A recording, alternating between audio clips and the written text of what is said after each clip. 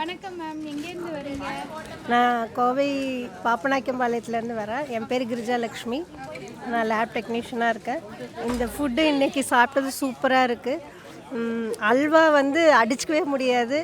இதோட ரெசிபி நீங்கள் எங்களுக்கு சொல்லித்தரணும். டெய்லி நாங்கள் அல்வா கிண்டணும் வீட்டில்.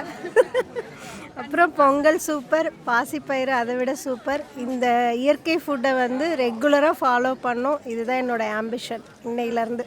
ஓகே, எவ்வளோ நாளாக தென்றல் ஃபவுண்டேஷனை தெரியும் உங்களுக்கு? 2 மாதமாக தான் தெரியும்.